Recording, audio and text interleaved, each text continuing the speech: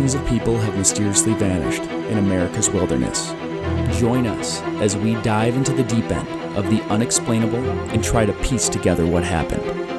You are listening to Locations Unknown.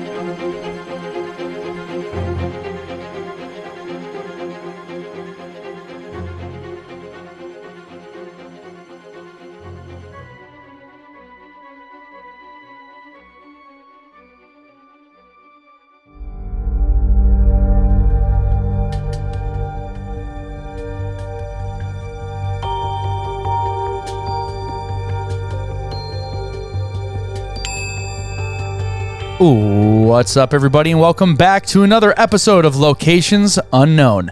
I'm your co-host, Joe Irado, and with me, as always, is a man who's waiting for the exact right moment to release his rap diss track against Chris Brown, Mike Vandebogart. Oh, thank you, Joe. That is a very interesting intro. Are you aware of the nuclear warfare that is going on in the rap community right now? I am afraid to say I'm not. Oh, it's fantastic. Okay. Well, you'll have to fill me in for our Patreon episode. It's like if Ariana Grande, Billie Eilish, and Taylor Swift all just started attacking each other with music releases. Oh, gosh. And dark crap that people can go to jail for. Wow. Yeah, it's pretty intense. Like Drake is involved, Chris Brown. I don't know all the people that are involved. I just started learning about it today, and it's fantastic. And the music they're putting out is phenomenal. Wow. It's just all very bad. Interesting. So, I'll have to take a look. Yeah, so there we go. All right. Well, thanks for that little tidbit of information I didn't know. But thank you to everybody for showing up for the latest episode of Locations Unknown. Just a couple quick updates here. First, we'd like to get to some new Patreon shout-outs. So Lufate Wharton, Fabio Alexandra, Jennifer Dunn, Julie Clifton, D. Jagstadt, and Bella Murray. So thank you so much for supporting the show. And, you know, if not for people like you, we would not have just had a great, amazing time with the hosts of National Park After Dark. If you haven't heard by now, we joined them on their show earlier in the week, and we had a great time. Yeah, head on over there, and I'll look up the episode number, but we did it on Everett Ruiz, and it was so much fun. It was fun. They're coming back on our show May 24th, so mark that in your calendars. We also have we can't announce them yet, but some more exciting collaborations coming up here pretty quickly. It is their episode. It's their latest one, but episode 219 for National Park After Dark. Now, I mean, probably most of the people listening have heard of their show. So if you haven't, go over there, listen, and subscribe to their show. Absolutely. It's a great show. Also, I want to give an episode suggestion shout out to Jenny Olson. She recommended this case, and it's an interesting case just because the guy was really experienced, and it was in a park we haven't covered since early 2019. So Rocky Mountain National Park. So interesting case, cool park. And finally, if you want to call the show, you can call 208-391-6913 and leave a voicemail. We listen to all of them, and we will play them. The funnier they are, the meaner they are, we will play them on a future episode and then react to them. It's 100% true. Yeah. So outside of that, if you want to support the show, you can join our Patreon membership. Extra episodes, I think we're up to 46 or 47. Mm-hmm. YouTube memberships, premium subscriptions on Apple, they all kind of give you the same thing. You can buy swag from our Facebook store or our website store. And if you don't have the spare funds to support us monetarily, you can always just spread the word about Locations Unknown. If you listen to a cool podcast that covers missing people, start peppering them with comments and emails to, do a collaboration with us. And that also that really seems helps. To work, apparently. Yes. So thank you for all of that. So yes. I don't know, any other comments? I'll just reiterate, we're doing another collaboration with National Park After Dark for May 24th. And one thing that we want to do, we're not sure exactly how we're going to structure the show, but one of the things I promised them was that we have great call-ins from our fans. So Mike gave you the number. I'll give it again, 208-391-6913. Call, ask questions that you'd want to ask Danielle and Cassie from the show. Yep.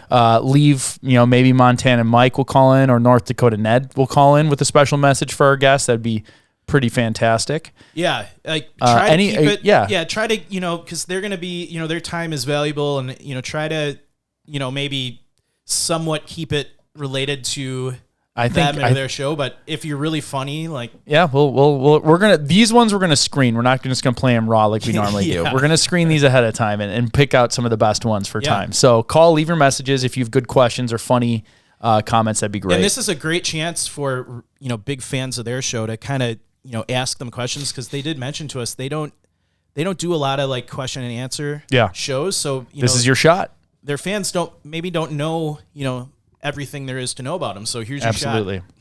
And then one last thing, if you're not on our social media, you should go check it out. And maybe I don't know. You can put links in show notes, right? Yeah. All right. So we would want to do it temporarily, but we are hiring a part-time researcher position because our show is growing. We already got about 30 or 40 applications in, but if you go to our social medias right now or check the show notes, there is a Google Forms link to get some basic information and instructions on how to apply. So if you have research experience, we're looking for you to help, because once we get this person up and running, our hope is to put out almost double the amount of content. Yeah. We're looking to really ramp it up. So if you're good at that, be sure to apply, and the best of luck to everyone. Yes. What's the saying from the Hunger Games? May the odds be ever in your favor. Yes. There you go. All right, everybody, let's gear up and get out to explore locations unknown.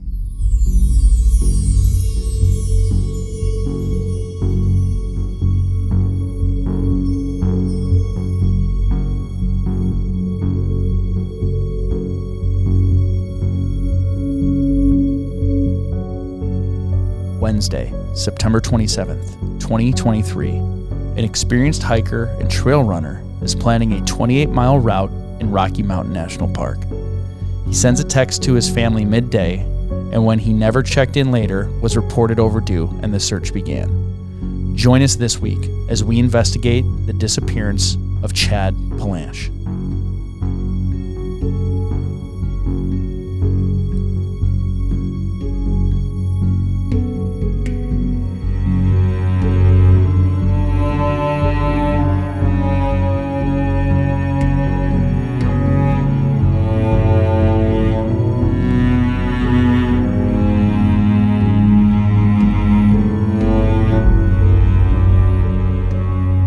So as Mike said, we haven't done a Rocky Mountain National Park since 2019, and it's a popular park. It's in the middle of the country, so it sees a lot of visitors. I love going there, so I'm surprised we haven't done one from there in a while. I've actually never been to the park. You've been there a few times. You've never been to Rocky Mountain National Park? No. Yeah, I think every time I've done a trip, you weren't able to go on it. Yeah, not to Rocky Mountain. We got window love. Awesome. So it was established in January 26, 1915. It's in Colorado, and it sees about 4.3 million visitors per year. So we're going to go into a little history of the Rocky Mountain National Park. It's not complete, so just some highlights. If you want to see more or hear more, you're going to have to listen to all of our other episodes from 2019. So the history of Rocky Mountain National Park began when the Paleo Indians traveled along what is now Trail Ridge Road to hunt and forage for food. The Ute and Arapaho people subsequently hunted and camped in the area. In 1820, the Long expedition, led by Stephen H. Long, for whom Long's Peak was named, approaches the Rockies via the Platte River, and settlers began arriving in the mid-1800s, displacing the Native Americans, who mostly left the area voluntarily by 1860, while others were removed to reservations by 1878. Here are some interesting facts about Colorado. The highest paved road in North America is the road to Mount Evans off of I-70 from Idaho Springs. The road climbs up to 14,258 feet above sea level. I didn't know they had a road that went that high. Yeah, I didn't either. That's taller than a lot of their 14ers. Yeah, I was out there for a wedding a couple of years ago, and I had a lot of time during the day, and I was going to go try and drive up there, but it was just, I think you needed a permit to get all the way to the top, so never ended up making it up there. You should have. I had to go to a wedding. Nah, you could have. That's more important. Yeah. Content for the show. Yes. So Trail Ridge Road, the highest continuous U.S. highway, leaves Rocky Mountain National Park on the east and soars to 12,180 feet, 83 feet as it crosses the Continental Divide to the western slope. The biggest temperature swing in Denver is 66 degrees. It happened on January 25th, 1872. The high was 46 degrees and the low dropped to negative 20s. That's crazy. Sounds like Wisconsin weather. That does sound like Wisconsin weather, except they have more beauty to look at. Yes. Denver's first drive-by shooting happened in 1877. Court Thompson was shot from another carriage after a brawl at the Denver Park Bar.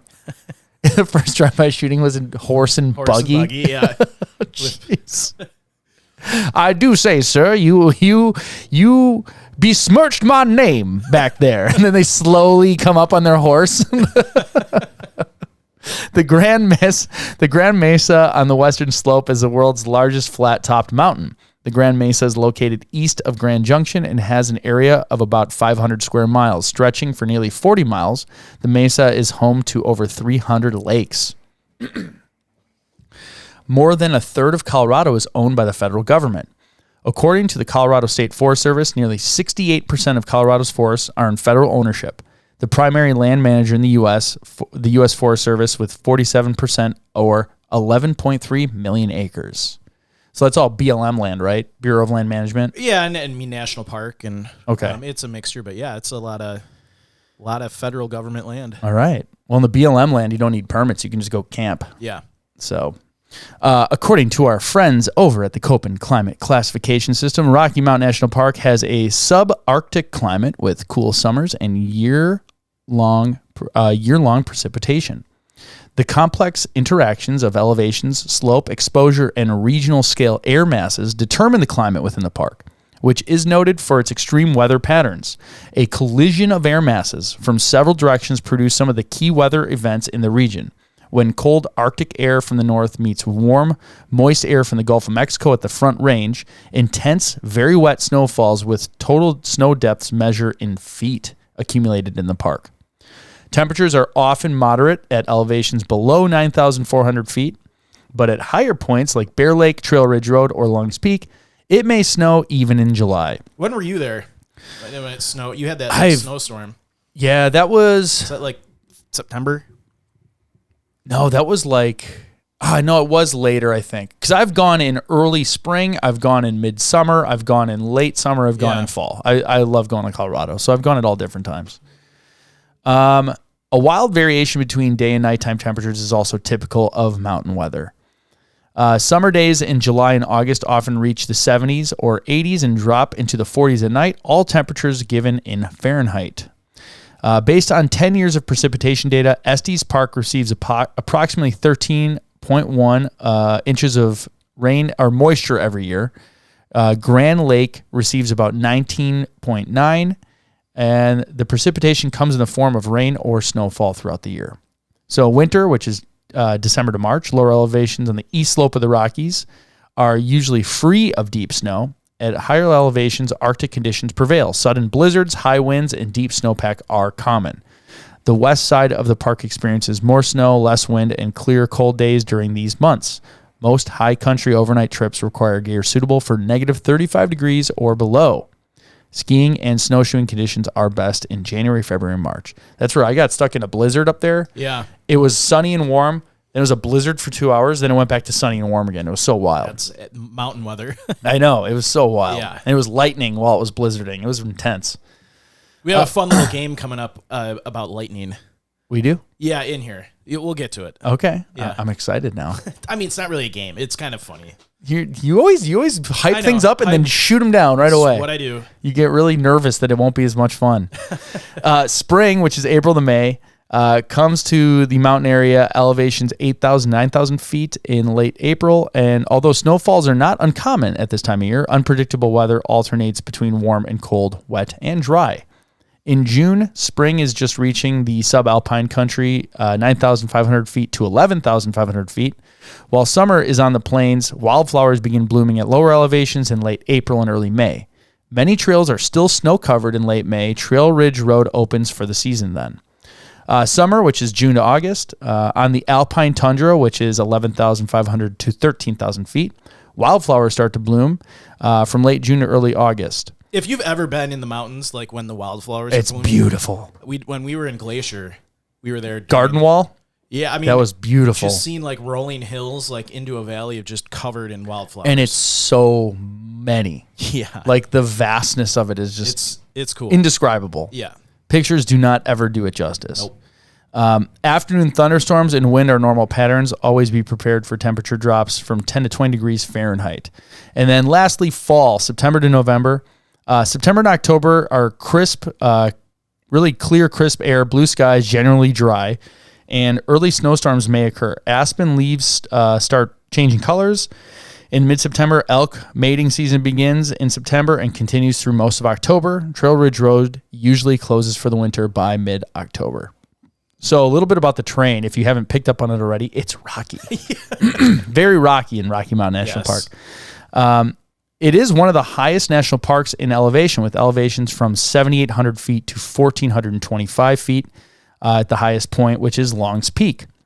Trail Ridge Road is the highest paved road, as we said before, and there are 60 mountain peaks over 12,000 feet high to provide scenic vistas on the north side of the park. The Mummy Range contains a number of 13er peaks, including Heggs Peak, Mummy Mountain, Fairchild Mountain, Epsilon Mountain, and Mount Chiquita.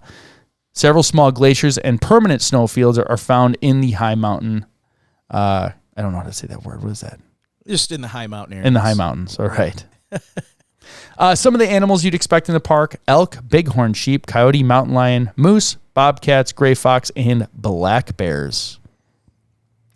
So what you'd want to just carry with you, your basic hiking stuff.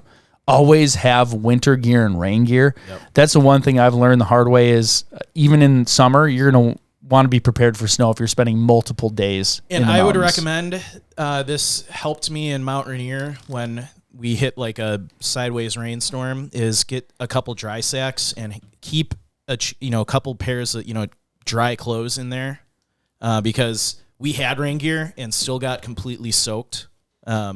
Rain gear, it'll keep you dry for a while, but if you're in torrential rain, you're basically like swimming. Yeah. So you're just going to get wet. So make sure to bring, a dry sack with some dry clothes, because hypothermia can become a major problem. Absolutely. Headlamps, map, compass, sunglasses, sunscreen. When you're in the mountains, you can get sunburn easier. Yes. You're in thinner air. And then basic first aid stuff. If you are crossing snow and ice, you want to stay back from steep snow slopes and crevices. Snow avalanche danger is often high. Sometimes in those mountaintops, you could be standing on what feels like the top, and it's an overhang of snow. So you want to know what you're doing if you're up there. It's very dangerous with avalanche potential. You want to know how to recognize those conditions, and if you don't, you shouldn't be up there. Wind chill is a term used to describe what the air temperature feels like to human skin due to the combination of cold temperatures and the wind blowing. It's extremely windy up there. When we had our blizzard, we were at the Keyhole going up Long's Peak, and the snow was going upwards. It was so windy, it was hitting the valley and coming up. It was snowing straight up in the air. Yeah. It was pretty wild. Not something you see every day. No. So you want to be aware of that. Yes. And then you can get elevation and altitude sickness. Symptoms include headache, nausea, fatigue, dizziness, vomiting. If that's happening, you want to take your time, drink water. If it doesn't subside, you need to go to lower elevations. That's really the only thing that can help it. Yeah, nothing is going to get rid of that if you're already experiencing those things other than going down. Yes. So avalanches occur when the sun warms the snow. Natural avalanches can occur. You want to avoid traveling across or under steep snow slopes unless you have the equipment and knowledge to do so. So when you are traveling in avalanche country, you want to carry an avalanche safety gear kit and make sure everyone in your party knows how to use their gear before beginning your trip. Essentially, avalanche safety gear includes a shovel, a transceiver, a probe, and a first aid kit. Alpine lightning. This one's important. I experienced this firsthand. You're out in the open, so if it's lightning, you want to get below something or stay low to the ground. If you're lucky, if you're not on the peak, lightning will usually strike the peak, so you'll be good there, but you don't want to be out and be the highest object while you're in the clouds. Yeah. All right, so here's the fun little game. On a scale of 0, with 0 the highest risk to avoid, to 10, and 10 is the safest. I don't know if I agree with that scoring system, but okay. Yes. Places to be aware of when a thunderstorm and lightning rolls in. When are you while you're recreating in the outdoors? 0 at the top of the tallest mountain above the tree line. Obviously. Or am I supposed to guess these or you read can these just off? Read them. 1s at the top of mountain lower above the tree line, located below other nearby peaks. That's where I was. It was very scary. Another one on a wide open slope of mountain terrain above the tree line. In a cave or rock shelter on the side of a mountain. On the windward side of the mountain where the storm is coming from. An open water boat, canoe, or kayak, or sheltered near trees close to water. Those are all 1s. So very dangerous. Yeah, 0 is at the top. Yeah. But yeah, you don't want to be on the windward side because you're literally the cloud that generates the electricity is about to hit you. Crash into you. Yeah, you're at the same height as the cloud where it Yes. starts. The 2 is while descending a mountain in a gully or lower elevation area of the mountain. Gullies are better than ridges and open areas. You want to stay low. 3s in ditches and lower elevations below tree line. And sheltered at the base of a cluster of low elevation trees, not on an exposed slope below tree line. And the safest option, shelter inside a vehicle or building. If you are near a vehicle or building and you hear the roar of thunder, head indoors. Safest place you can be is inside a building or metal topped vehicle with tires because the rubber acts as grounding. Yep. If you can't get to a safer location, immediately get off any elevated areas like the mountaintops. Never lie flat on the ground. Because you will make an excellent conductor if it hits near you. You want to reduce the surface area that is exposed by crouching down. Sit or crouch on top of your backpack to reduce your direct contact with the ground. Put your hands behind your head and bend forward. This is lightning position. We talked about this because you'd want it to hit you in the butt, not the head. Yes. And then it will go through your butt, through your leg, into the ground. If it hits you in the head, the lightning, I think that's like the rule of thumb, really. Lightning wants to go to the ground. Yeah. And it's going to travel the least resistance there. So if it hits you in the head, it's going to go through your blood vessels, which go through all of your brain, your organs. Or if your butt's the highest, it's going to hit you in the butt and follow your veins through your leg into the ground. Lightning does go from ground to cloud too. Yeah, that's more rare. So I don't know. Regardless, you don't want it to hit you in the head or the vital organs. I'll Google that. I think. I'll Google it. Yes. Yeah. Google it. Google it. So just don't be out in the open. Don't lay on the ground. Just don't be in a storm. There you go. That's the best bet. Just don't be in a lightning storm. Yeah. And you want to stay sheltered for at least 30 minutes after you hear the last sound of thunder so that you know it's completely gone. All right. Mike, let's get into Chad Pallansch. Yes. So here we go. Just before I get cloud to ground is more common. I told you were that. right. I did know that. I know stuff about weather. All right, so we're going to jump right into Chad. So obviously he went missing on September 27th of 2023. His remains have not been found. He was a male, age 49. He was 5'7", 155 pounds. He had brown hair, blue eyes. Clothing gear he was last seen in, and this is a bit of a guess. We don't know for sure, but family believes he was wearing a black North Face jacket, black running shorts or leggings, and a gray fanny pack. He did have a GPS with him, but it was not designed for emergency assistance. And this is something we've mentioned on other cases. If you're going deep into the backcountry, especially if you're going to be going alone, you really might want to invest in a personal locator beacon. Essentially what that is a device that you can activate in the event you're missing or are injured and still alive. And it will send a signal to search and rescue personnel with your location. And can you rent them? I bet you could. I'm pretty sure you can. So it's just a really good idea to have, especially if you're hiking alone, especially if you're going to be deep in, the backcountry. Joe's looking at him right now on the screen. Yeah, once I pull up a good image, I'll pull it up. So I would just highly recommend everyone that, if you trail run and you're going, like 30 miles into the backcountry, there are a couple $100 to buy one. Just do it. It'll save your life if something happens. So, Yeah, and if you can rent them. I'm pretty sure you can. I bet there's outfitters where you can rent them. Yeah. Yeah, not a bad thing to have. There also is a fee with, when you activate one, I believe there is a fee associated with that. But you know what? You're not going to care because you're going to get found. Yeah. So, experience in the wilderness. He was very fit, according to family. He did a ton of trail running, a lot of marathon experience. We actually have a video that his friends put together that Joe's going to play right now. Just a little like collage of. I'll turn the music down a little bit. Some of the cool stuff he's done. So, you muted it on the video. I mean, it's just there's no talking. Yeah, but it's just dead air. Yeah, I mean, it shows him he's rock climbing. Oh, that's on Knife's Edge. Yeah, that's the one I want to do. Yeah, he was just in some thick snow. He's doing some cool. He's doing a lot of climbing. So you can tell he knows he's lead climbing in that one up like a solid face. So this guy knows what he's doing. Yeah. He's got that look about him of a guy that kind of, he knows what he's doing. I get that just impression just seeing He him. lives outdoors. Yeah. So, a very experienced person. He had not attempted this specific route, but he has done a number of runs in the area, including Long's Peak, over 30 times.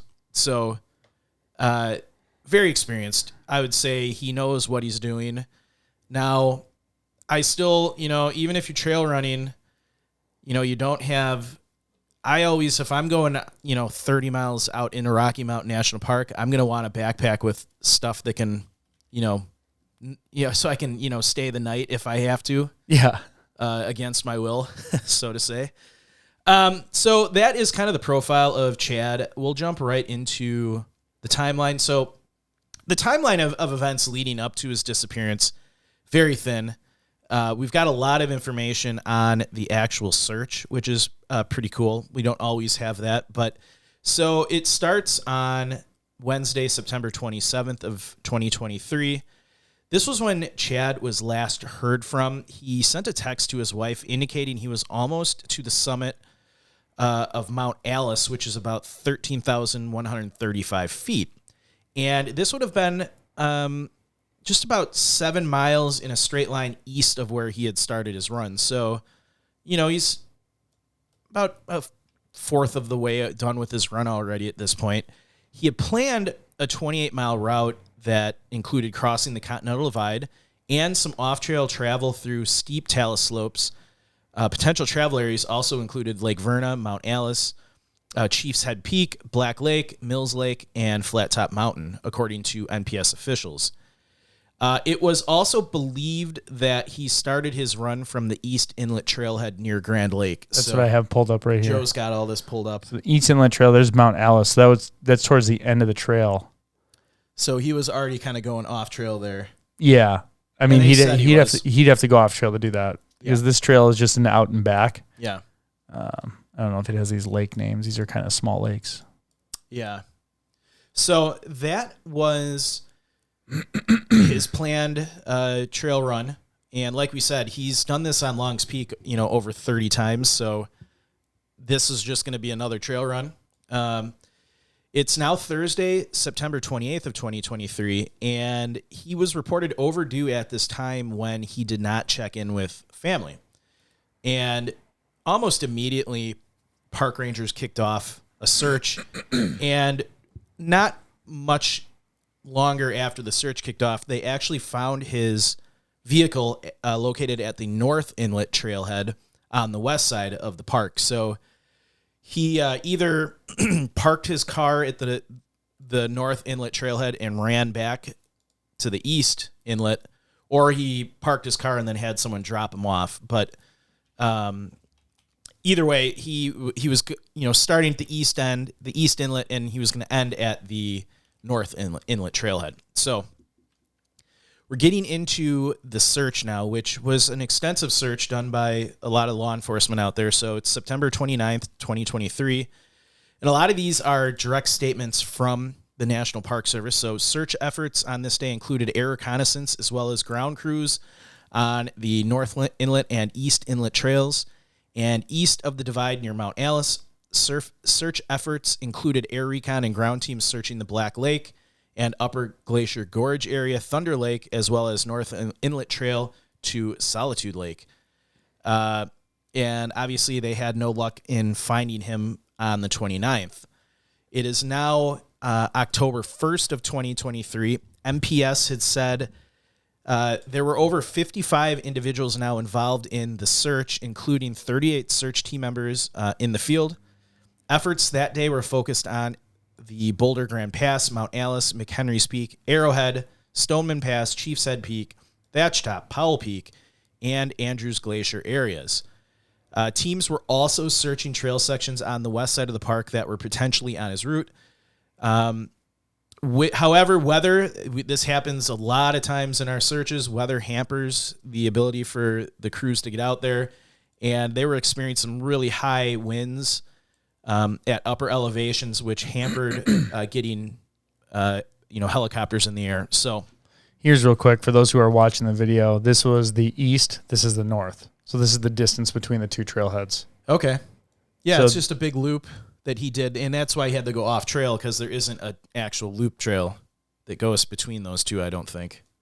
Yeah, it doesn't look like it. So That's a lot of space to get lost in. yeah. It really is. And it's rough terrain. I mean, it doesn't look like it on the map, but the peak he was trying to summit when he sent that text was over 13,000 feet. Yeah. Yeah, look at that terrain. Yeah, it's a little bit of a side view. It's very rocky. Yeah. Yeah, that's Mount Alice. Flat Top is over here. I saw it somewhere over here. Yeah. So, I mean, Okay. rough terrain. It's, Yeah.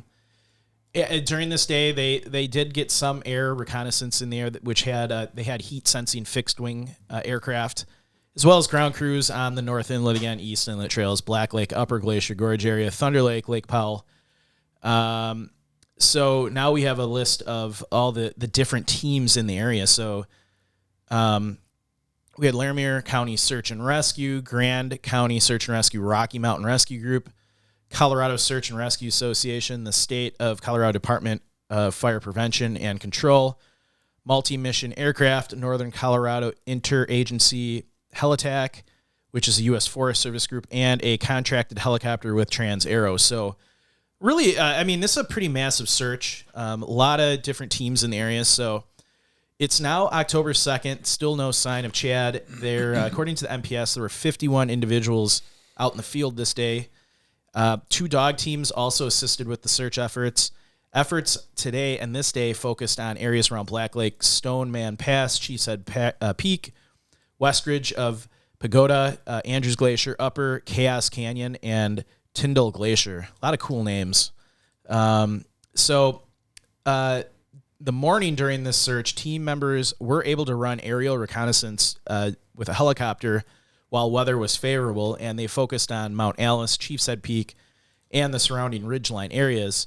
But again, weather moved in that afternoon, some heavy precipitation that grounded the aircraft. So it's now October 3rd, and Joe's got some pictures of the actual search and rescue mission going on. And I mean, it just gives you the scope of what they're looking through. It's just snow. Yeah. It's so vast. I haven't been to Rocky Mountain, but I've been to other, alpine parks, and it's so vast. It is. You really can't get a feel for how big it is unless you've been out there. So October 3rd, 2023, again, they have not found any sign of Chad. And today, the weather got so bad with snow, ice, and strong winds at higher elevations, it not only impacted the air search efforts, but also impacted the ground crews. So they had a tough time searching. So because they were unable to get out in the field in full strength, a lot of team members were reviewing photographs from the previous day's air operations, and they were going into kind of more planning on what they were going to do in future days. So The good thing is that even though on a day where they can't get out there and get in the field, with today's, modern search techniques, there's a lot of media that's created, a lot of images and videos that team members can, kind of comb through while they're waiting for the weather to clear. So, the search is still ongoing, even if they're not out in the field. But unfortunately, what we've said in the past is those first couple days are vital to finding someone in this kind of environment. And with the gear that he had, it would have been pretty tough for him to survive multiple nights in these conditions. So the fact that it's now October 5th and they haven't found him yet is, you're not losing hope yet, but it's going to be tough. So like I said, especially if he doesn't have the gear. Yeah, that's the biggest thing. That's the biggest thing. He was running. He didn't, he wanted to go light because he was going to do a 28-mile mountain run. That's not conducive to, wearing 50 pounds of gear on your back. So October 5th now. So like I said, snow, ice, and high wind has been hampering the ground search efforts for Chad. So they're continuing to look at photographs and prepare for future ground searches. They did get some helicopter flights up in the air that day, and found some suitable landing areas to insert teams into the field. So they were going to do this tomorrow. So, but again, weather really hampered this search, and unfortunately, this is kind of what happens. We lost the video recording for a minute. How long? I don't know. Oh. We'll cut it in. Okay. Sorry, video people. So to limit scent distractions and assist the effectiveness of dog teams, they started closing parts of the park at around 6 p.m. So from Mount Alice to McHenry's Peak, including Black Lake and Lion Lake 1, Lion Lake 2, and Snowbank Lake. So it's now October 7th of 2023. They mentioned that on the 6th, after cloud cover had lifted, they were able to get air operations back up in the sky, and were taking additional high-resolution photographs of the ridgeline areas. On this day, I believe might have been the most people in the field. So they had 77 searchers, including 62 team members in the field, 7 search teams in the field and 3 dog teams, and 1 state of Colorado fire prevention control drone team. So they continued to focus on a lot of the areas we've been talking about: Black Lake, Lake Powell, Stoneman Pass, Chief's Head Peak, McHenry's Peak, Mount Alice, and the surrounding ridgelines. And again, they continue to review, the thousands of pictures that they're taking. They also continued closures in the park. So they closed areas from Mount Alice to McHenry's Peak, including Black Lake, Lion Lake 1, Lion Lake 2, Snowbank Lake. And at the time, they did not list a date when the closures would be lifted. So, and now it is October 9th. We actually have a statement from the family. So Chad's wife met with Rocky Mountain National Park Search and Rescue on the 8th, and they spent about an hour going through everything they've done from the time Chad was reported overdue. And over the weekend, they mentioned that they had 77 people on the ground, including 3 dog teams, a drone, a helicopter, and multi-mission aircraft. They stressed to the family that at this time, they've exhausted all of the leads they had at this point. So they've, every location they thought he could have gone to, they've, searched. They suspected they knew where Chad most likely was and had a slip or fall. They said with it being over 11 days in the snow that they've had, and the gear that they suspected he was wearing, that it really was a high probability that Chad sadly passed away at this point. But they told the family they were going to continue searching in a limited and continuous mode as weather permits. Did they state where this area was that they suspected he may have gone missing? This statement didn't state that. Okay. So they said they knew internally where they think he might have gone missing. So it is now October 10th, and search efforts continued through the weekend for Chad in the park. Like we said, the teams included the dog teams, the drone team. They had another helicopter inserting ground teams deeper into the park. But they made a statement and said search efforts have not provided further clues at this point.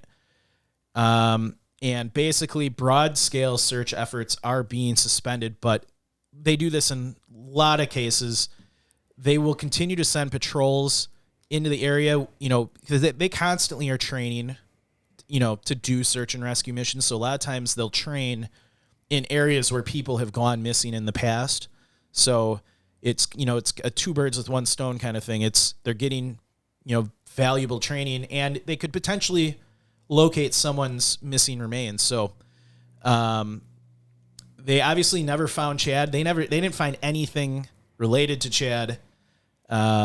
He's still missing to this day. Family and friends believe that he had an unfortunate mishap in the park. Like we said, he was running up some steep inclines on, talus, and a slip, and you could go tumbling down the side of the mountain into an area that just would be hard to search. Jumping right into theories, I think that's probably the most likely scenario. He didn't have any gear to be stuck out there in this kind of environment. Yeah. He was off trail running at very high elevations. He was very fit and very experienced, so he could handle that. He has handled that dozens of times in the past. Yeah. He definitely knew what he was doing. It doesn't mean you can't have an accident, I would argue he probably wasn't making dumb decisions. No. He's probably doing what he normally does. I think he probably just you do it like a freak accident. So many times an accident is bound to happen. Yeah, people make mistakes. Yeah. No matter how good you are, how often you do something, you can make your people. You're imperfect. So. And yeah, I mean, it's an interesting case. I always like the cases where we get an inside look at the search operations. Yeah. They really had a lot of people out in the field for this one. And weather, once again, this is a constant problem. And if weather doesn't cooperate, Alpine it reduces searches. Yeah. It's so much harder. Yeah. And there's so little time when you don't have the right gear. Those conditions are terrible. Yeah. So. It's, I'm not going to say this is a cut and dry case. I'm going to rule out foul play. Yeah, I agree. I'll rule out animal attack. Agree. There are black bears in the park. There's some theories that maybe he had like something happen, like he encountered a moose or something. A moose could kill you. Yeah, but I could get in trouble here. I've never heard of moose at Alpine. I'm sure they go up there, but every time I've seen a moose, it's definitely been within the tree line. Yeah, they're down. I'm sure they've gone up there, but I feel like there's very little that goes up that high because there's not a lot of resources. There's nothing there. Once you get above tree line, it's just barren. They're going to stay down by the lakes. Yeah. I don't think it's an animal attack. I think this one, either it was an accident or he got up there and some weather moved in quick and he got like rained on and got wet and then exposure got him. Yeah, I've talked about this last time when we were there. Last time I got hit with that snowstorm, I had two of my friends had bad hypothermia. Where they're on the very close stages of being in a very bad spot where they took their clothes off, put new clothes on, which then subsequently got wet because they did it before they set their tent up. Yeah. And then we caught them because we broke into two separate groups because we were waiting for some slower people, but we didn't want anyone going alone. So we broke up in an even amount of groups. And then we caught our second group walking back out as we were coming to base camp. And we're like, what are you guys doing? They're like, we're going back to the car to change. Yeah. We're wet. And car was a day and a half away. Yeah. They were just like, oh, we're going to go change real quick. And literally just no Yeah. They were not processing normal thought. Yeah. And we were like, hey, no, there's dry clothes this way. They're like, oh, okay. Like we like kind of fake them out and be like, no, we got it. It's this way. And they're like, oh, all right. Very suggestible. Yeah. It was very weird. It was like talking to someone who was sleepwalking. Yeah. And honestly, they would not have made it. Yeah. It's pretty scary how quick it can happen. Yeah. And I mean, he had a GPS with him.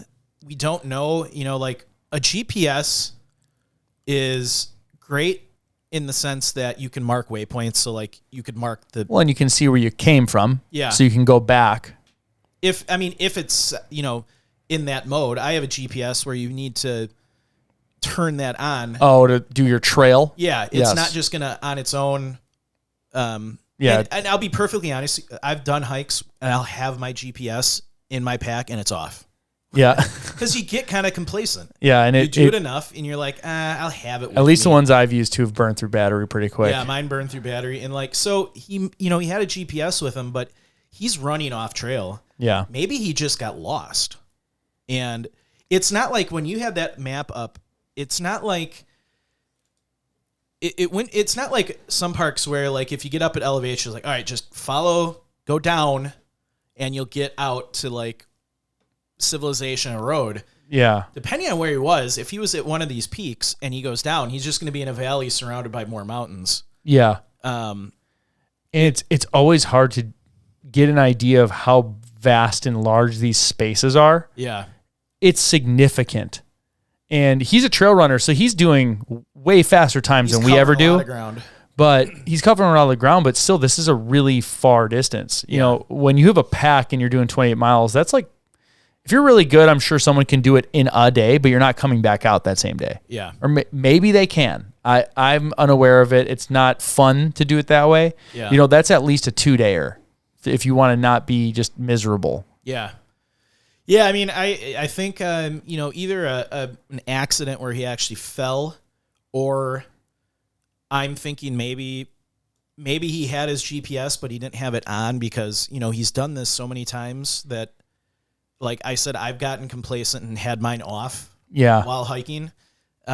Maybe he probably didn't have a paper map.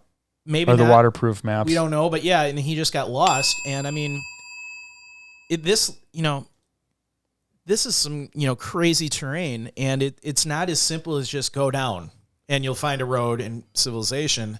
Yeah, especially if you go off the wrong side. Yeah.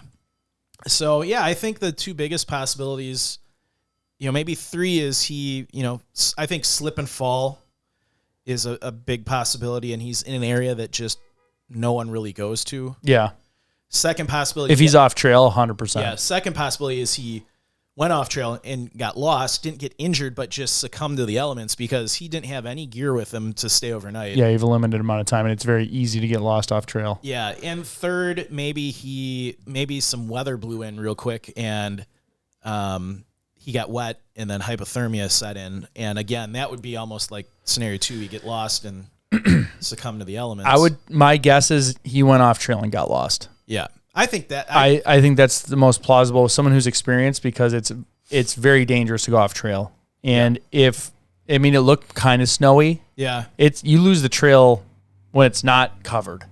If you're in alpine and it's hard enough because you have to rely on the different cairns that are set up there. Yeah. If you see the wrong thing that you think's one, and you're off trail, and you don't have the gear to wait it out. Yeah. That's not good. Well, and hypothermia could have set in pretty quick because if he had been running. Oh, as soon as he stops moving. Yeah, if it he's gets been cold. running for a while, he'll be, it could be sweaty. Yes. And as soon as you stop for 5 or 10 minutes, you're going to cool down and you're going to get really cold. Yeah.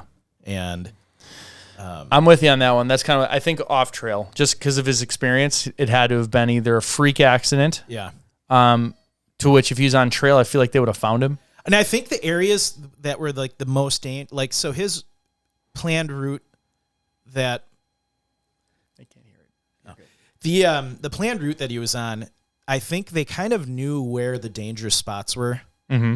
So like if he would have fallen in those areas, there probably was a decent chance he would have been found by search and rescue. Yeah.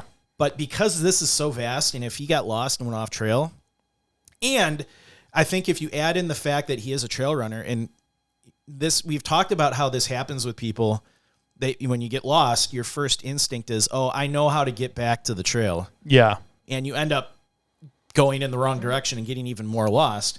So now maybe factor in he's a trail runner, and he's like, instead of just walking in the wrong direction, he's like, well, I'm going to run. I know where I'm going. I'm going to run back to the covering trail. a lot of ground. He's covering a lot of ground in the wrong direction, out maybe even out of the search area. Yeah. So a guy like this, you got to imagine, could cover ground pretty quick. Yeah. I mean, he looked fit, a very experienced, trail runner, marathon runner. Maybe he got lost and then thought he knew which direction to go and started running that way. And now he's 5-6 miles away from his planned route. Yeah. And in something this vast, an area this vast, that the chances of being found now are even slimmer. Yeah. No, I agree. I'm like complete. I have When nothing. Has this happened before? This happened like 4 times ever, but I can't think of anything outside of that. We should have called up the guy that we interviewed from Rocky Mountain National Park. The search and rescue yes, guy. yeah. I wonder if he was involved. We can email him. We could do a follow up. I didn't see his organization listed. Okay. In the search, he was from Rampart. Yes, Rampart Search and Rescue. Yeah. Good memory. Yeah. Look at you. So, yeah, I think this one's I'm in agreement with you on that a one. little more cut and dry for me. Yeah. Obviously, he's still missing. So, well, I hope they find him. Yeah. It's always good closure for the family. Yeah, absolutely. Well, thanks again for tuning into our show and listening and sharing with all of your friends and family.